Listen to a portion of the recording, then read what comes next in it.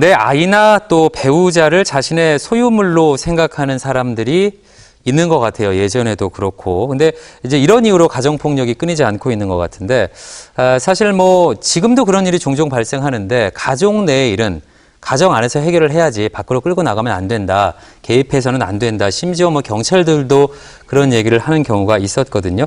이건 정말 해답이 될 수 없는 얘기 아니겠습니까? 네, 맞습니다. 가정폭력을 집안일이려니, 부부간 문제려니 하면서 모른 척 한다면 결국 그 집의 문제는 해결되지 않고 우리 이웃의 가정폭력의 피해자가 생겨나는 것이죠.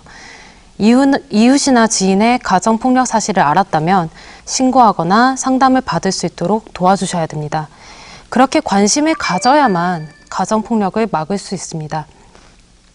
아직까지 아까 말씀하신 것처럼 많은 사람들이 자신의 아이나 배우자는 자신의 소유물이므로 마음대로 할 수 있고 잘못하면 가끔 때릴 수도 있다.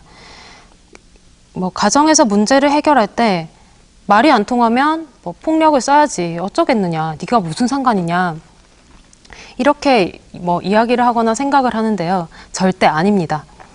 어릴 때 폭력을 경험한 자녀들은 깊은 상처를 안게 되고 성장해서 다시 가해자가 되어서 폭력을 행사합니다. 문제가 해결되지 않더라도 폭력보다는 가족의 의견과 생각에 귀 기울이고 대화로 문제를 해결하는 등 최선의 방법을 찾아야 합니다. 가족 간에 매우 심한 말을 하면서도 겉으로 드러난 상처가 없다고 해서 폭력이 아니라고 생각을 합니다. 이 또한 조심해야 됩니다.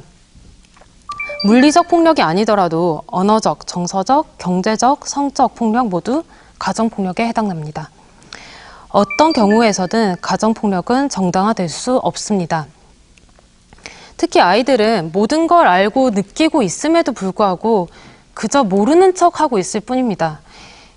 가정폭력 상황에서 자라난 아이들은 또다시 폭력적인 아이들로 자라납니다. 가정폭력은 제일 문제가 되는 게 이 가정이라는 어떤 사적인 공간에서 발생되기 때문에 은폐되기가 쉽고 오랫동안 지속적이고 반복적으로 행해집니다. 그리고 폭력성은 세대 간 대물림까지 되기 때문에 악순환의 고리가 되는 거죠. 네, 이 말씀처럼 이 가정폭력이라는 게 육체적인 가학행위만이 아니고 언어적, 때로는 성적까지 포함을 한다고 말씀을 해주셨는데, 그럼 이제 가정폭력이 어디까지인지 구체적인 사례를 들어서 좀 설명을 해주시죠. 네, 그럼 제가 예를 몇 가지 들어볼 텐데 한번 가정폭력인지 아닌지 판단을 해보시기 바랍니다. 몇 가지 해당되는지 한번 생각을 한번 해보세요. 집안이 지저분하다고 상대방을 비난한다. 아이 버릇을 가르치느라 윽박 지르고 때렸다. 상대방이 혼자 집 밖으로 나가는 것을 매우 싫어한다. 가계부와 생활비를 일일이 체크한다. 당신이 없으면 죽어버릴 거야 라고 얘기한다. 어떠세요? 일단 해당될 듯 안 될 듯한데 일단 매우, 윽박 이런 말들이 좀 거슬리네요. 저는 전혀 해당 사항이 없습니다. 아, 그렇습니다. 네. 저는 한 가지 정도. 아이에게 윽박 지르는 거. 아니, 결혼도 안 했는데 아이가 있어요. 아이가 있고 싶네요, 정말. 사랑으로 키우고 싶어요. 아마도 좀 찔리시는 분들이 많을 것 같습니다. 물론 정도에 따라서 가정폭력이 아니라고 할 수도 있겠지만 사소한 일로 보이는 아까 전에 든 예들 모두 심한 경우 가정폭력에 해당합니다. 결국에는 이게 신체적이든 아니면 언어적이든 정신적이든 이 가족에게 피해를 주면 변호사님 이게 가정폭력이라고 할 수가 있는 거네요.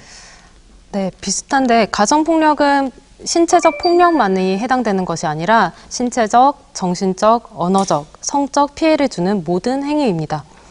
부부싸움도 경우에 따라서는 심각한 폭력이 될 수 있습니다.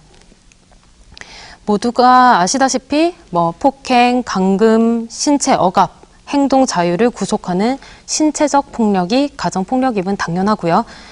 언어적, 정서적 폭력이라고 하면 욕설을 하거나 폭언, 비난, 심리적인 괴롭힘, 외부 관계를 단절하는 것, 일거수일투족을 감시하는 등의 행동을 말합니다. 부부 간의 성적 자기결정권을 침해해서 강제로 성관계를 갖거나 자녀에 대한 성학대 등은 성적 폭력으로 분류합니다. 경제적으로 방임하거나 유기하고 양육비를 지급하지 않고 경제활동을 통제하고 지출 목록을 감시하는 등의 행동, 이것은 경제적 폭력이라 할 수 있습니다.